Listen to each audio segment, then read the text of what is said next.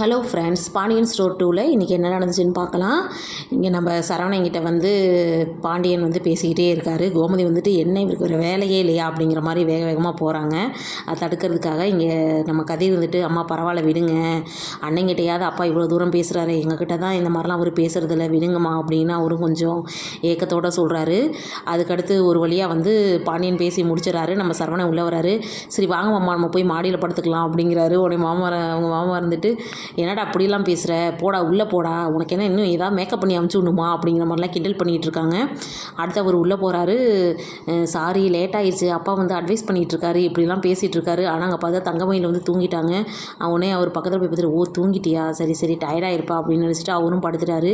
திடீர்னு தங்கமயில் எழுந்திரிக்கிறாங்க. ஆஹா நம்ம தான் தூங்கிட்டோம் மாட்டுக்கே, இப்போ என்ன பண்ணுறது, நம்ம தான் தப்பு பண்ணிட்டோம் அப்படின்னு சொல்லிட்டு அவங்க பாட்டுக்கு அழுகுறாங்க.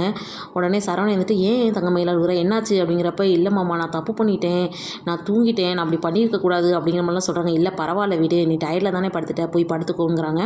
அடுத்த நாள் கோமதி எழுந்திரிச்சு வராங்க. சரி கோலம் போடலான்னு போய் பார்த்தா வெளியில் பெருசாக கோலம் போட்டிருக்கு. யார் இதை போட்டிருப்பா அப்படின்ட்டு உள்ளே பார்த்தா அங்கே நம்ம டேபிள் மேலேயே மீனா படுத்து தூங்குறாங்க. ஓ இவ தான் போட்டிருப்பாளாட்டுக்கு அப்படின்னு நினச்சிட்டு உள்ளே போய் பார்க்குறாங்க. உள்ளே சாப்பாடெலாம் வேறு செஞ்சு வச்சுருக்கு, டிஃபன்லாம். வெளியில் வந்தால் அப்போ தான் ராஜி வராங்க. நீ எதுவும் செஞ்சியா அப்படின்னு கேட்காங்க. நான் இல்லை அப்படிங்கிறப்ப கரெக்டாக பார்த்தா இங்கே நம்ம தங்கமயில் தான் எல்லாமே பண்ணி வச்சுருக்குறாங்க.